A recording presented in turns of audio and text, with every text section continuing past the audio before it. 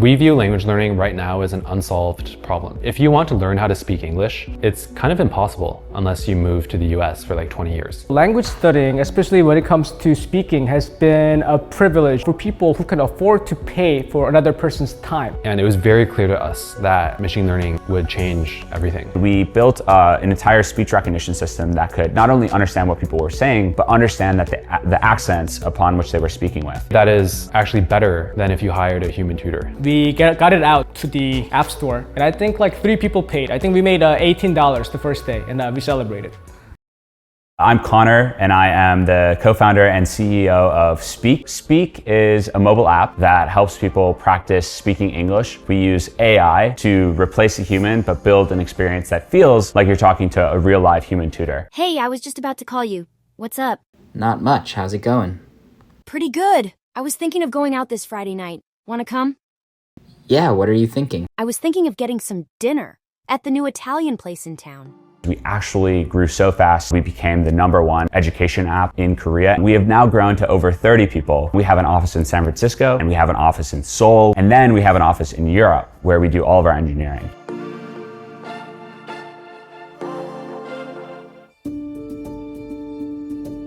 I started my first company in high school. It was called Flashcards Plus. I've always been really interested in computers. I got my first iPhone, and I realized the iPhone was kind of the same size as the index cards that I was studying and memorizing for tests. And so I built a mobile app to solve my own problem, and that became super popular. I went to school at Harvard 1 year before dropping out for the Thiel Fellowship, which eventually led me to sell that first company and have an exit when I was around 21. Yeah, we lived in a dorm together, 3-bedroom, 5 guys, and Connor was one of the guys. I mean, very first impression, he was a very tall guy. He's about 6'3", so that was my first impression. Connor was like a different type of a student because he already had this product and this business out before he even came to school. He wasn't always busy, but there were times where we would be hanging out. We'd like talk about random things, and then he would just give us a heads up. He'd be like, okay, by the way, I have a business call I have to make in 5 minutes, so I'm gonna go to my room. There were times where he would just fly out to San Francisco. Yeah, he seemed very ahead of the curve in terms of like knowing how things worked in society and like how the whole Silicon Valley scene worked. Connor would be telling us like, what happened in his like last meeting, what kind of like deals are happening in Silicon Valley right now. And then like, we would all kind of like, listen in because although we're all college students, we haven't had the experience to look at things in that perspective. And Connor was like the window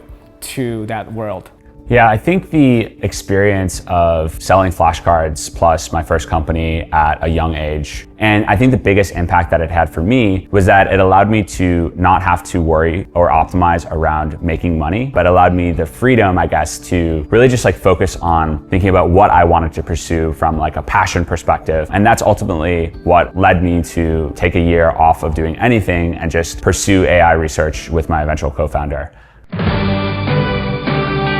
16-year-old young man is racking up college degrees faster than most kids his age can collect video games. Andrew Shu isn't even old enough to vote yet, but he already has 3 degrees from the University of Washington, and he's working on a doctorate from Stanford right now. I had actually a very unusual educational path. I was in public school for 4th grade. I was basically just racing through the curriculum, and I finished everything early and then started annoying other kids and causing problems in the class. My parents found out about this one day, and they decided to homeschool me because I clearly wasn't a good fit for the public school system. It kind of unlocked very rapid growth, and I ended up going through middle school and high school curriculum extremely fast. When I was 12, I actually finished everything, so the next step was college. So I ended up actually going to the University of Washington when I was 12. It was obviously a very unusual situation. I spent 4 years in college, studied biochemistry and neurobiology, and ended up going afterwards to do a PhD in neuroscience at Stanford.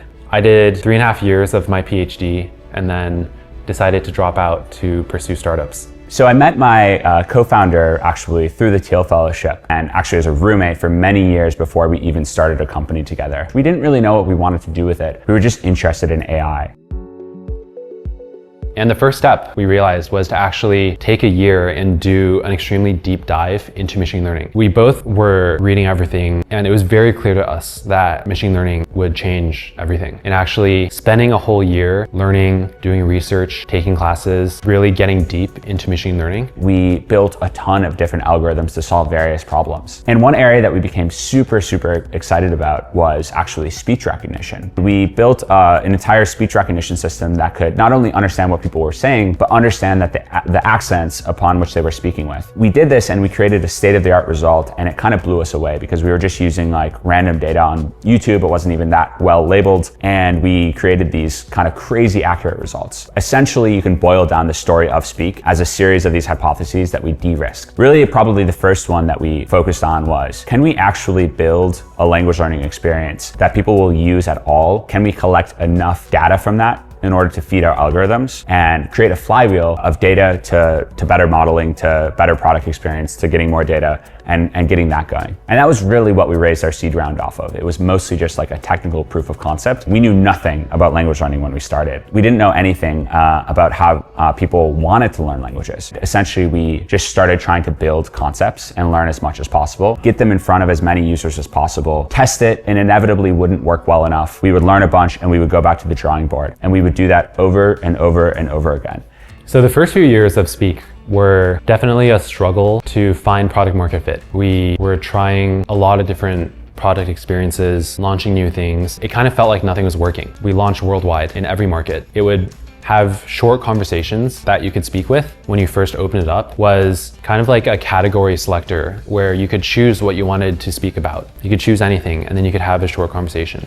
There were a bunch of times where we released something and people said they liked it, but no one loved it. Everyone would churn within the first 30 days and they wouldn't use it long enough. And this was very exhausting process, and it was very hard to stay motivated. And this is kind of like the period, I think, where you need to be the most resilient, is before you actually have something people love. But we stayed super obsessed on that. There were probably 2 or 3 times where we felt like we might have had something, people kind of were using it. We talked to investors and they were like, you just should scale this. And we had to kind of push against that mentality and just say, no, this isn't good enough. This is not an experience that we can build on top of to build a category defining product. We're trying to launch globally, and we realized very quickly that if we wanted to build something people love, we would need to pick a single market and start there. We actually just flew to a bunch of different countries. We flew to Korea, we flew to Japan, we looked at Europe. We just talked to a bunch of users in those markets. I was born and raised in Korea until I was in 5th grade. Even after Connor left, we kept in touch. During my 2nd year working in New York, he called me out of the blue. He asked me, SJ, I have a crazy idea. I have to go to all these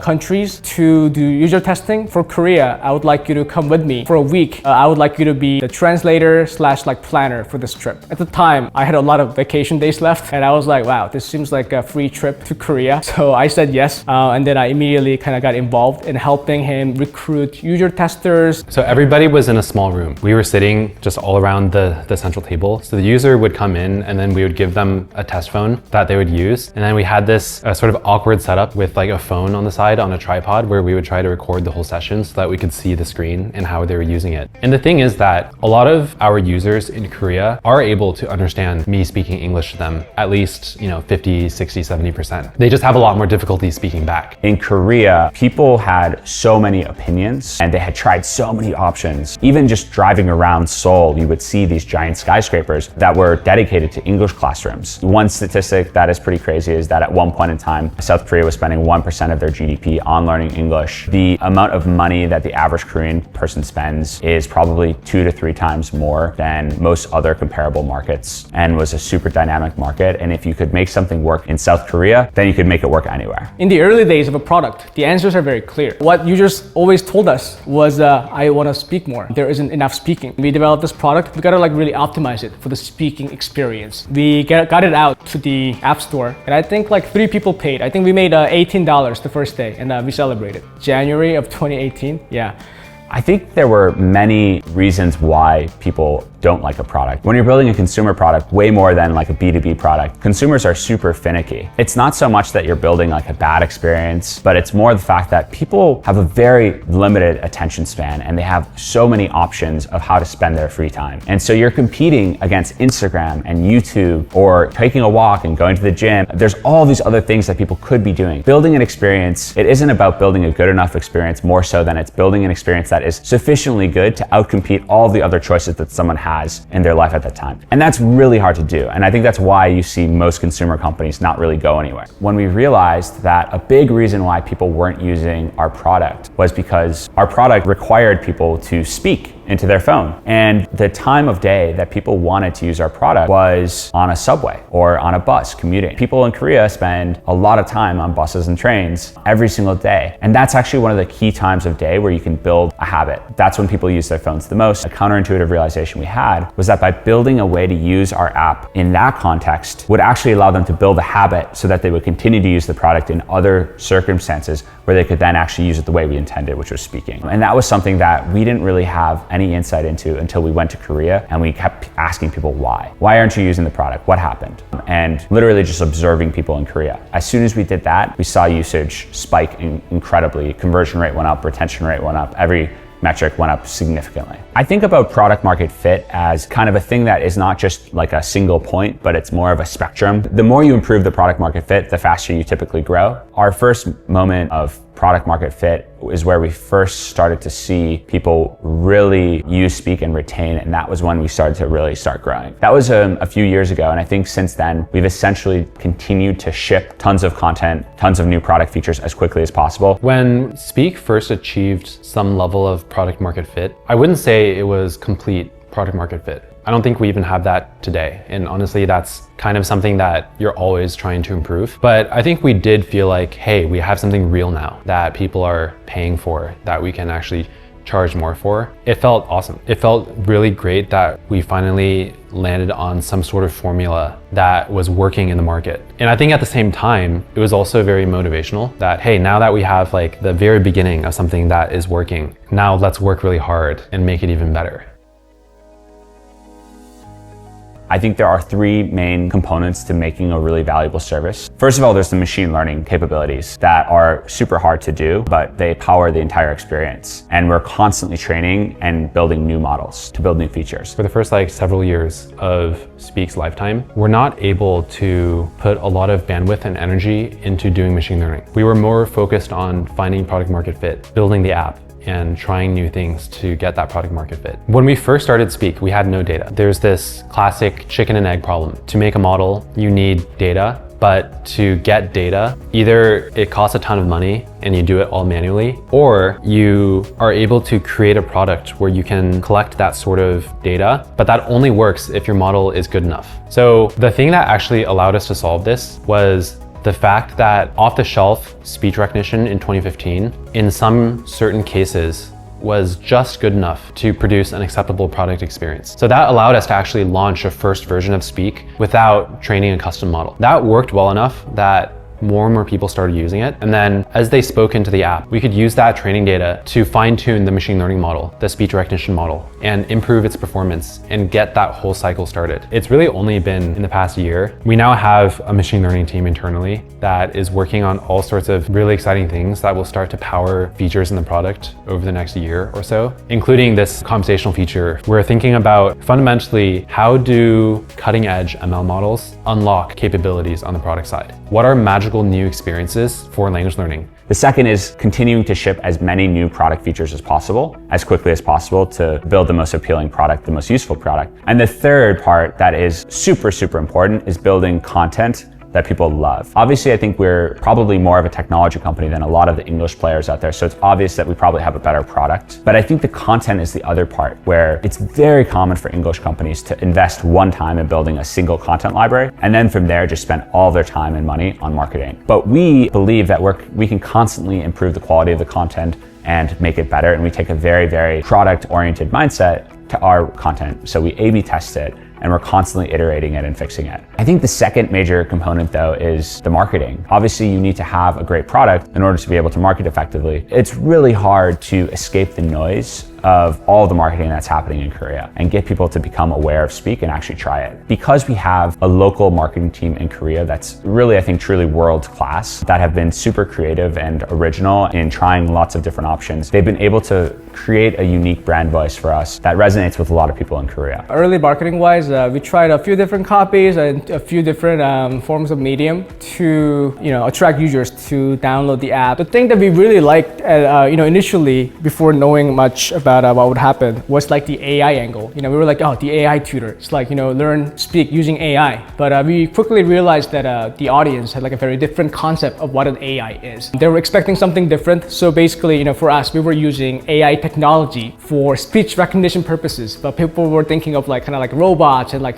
free-form conversations and like other things around it. So because like the expectation didn't like meet what people were like, what we were providing, I don't think that worked very well. What worked really well the first time around was the idea that with Speak, you get to speak. Really focusing on the idea of like speaking. It's like, learn English through speaking. The fact that will make you speak more in the first 20 minutes than you've probably spoken English your entire life. So, if you go through like our first few exercises, it's like within 20 minutes, we would have our users speak anywhere between 80 to 120 sentences. We were like, okay, let's put some metrics around this. Okay, so, the copy being speak 100 sentences within your first 20 minutes of experience. And then I think that really caught on with people. One metric that I really like to look at and we're very proud of is the fact that over 50% of our subscribers are active on the 30th day after they start a subscription. It's actually a little crazy that we've been so focused on Korea up until now, but I think it was necessary to stay super focused on one market and is key to our success. But now at this point, we feel like we're finally ready to truly kind of expand to other places. We feel like we've proven the model and now we need to expand. So we're going to be launching in Japan in a few months, and we're also going to be launching in the US in a few months. We are taking the exact same approach that we took with Korea. We're prioritizing building a local team immediately that can kind of figure out how to customize the product for Japan. I'm personally going to be going there and talking with users. We're already testing with a bunch of users there. We can apply a lot of the lessons of how to launch in a new market that we learned originally in Korea to Japan and every market from there. Our ultimate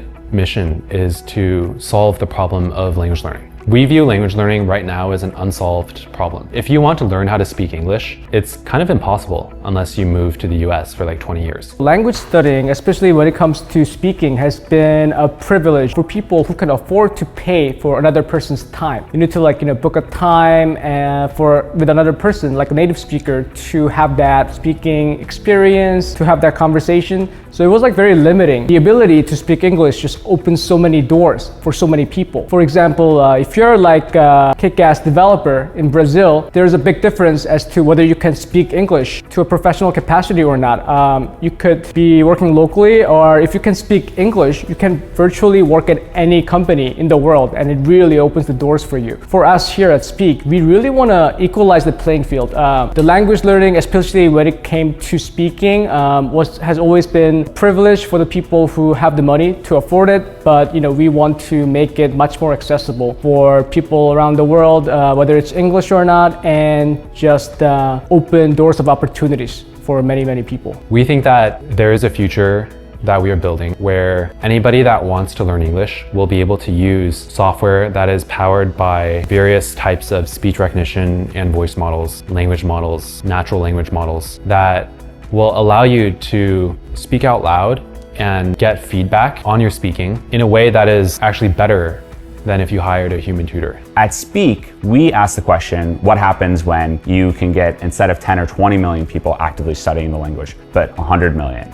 200 million, 300 million of those people? And so we think the market is actually much, much larger than even what we currently see today. Long-term mission at Speak is, and how it has always been, trying to help the maximum number of people achieve their language learning goals. Because we believe that the more people that speak common languages, the better the world is. So our goal is to become like default way that people learn languages, learning any language anywhere in the world, from total beginner, even to, you've moved to a country, maybe you have a small foreign accent that you want to get rid of. And we're listening to it and diagnosing that and coaching you. I think the ultimate vision is beyond just language learning. The technology that we're building here can be applied to almost anything. The machine learning challenges that we're solving here to build a virtual tutor can be applied not only to different subjects, but also to any other use case that you can imagine where people are trying to communicate with machines. Fundamentally, that is the problem that we're building and solving.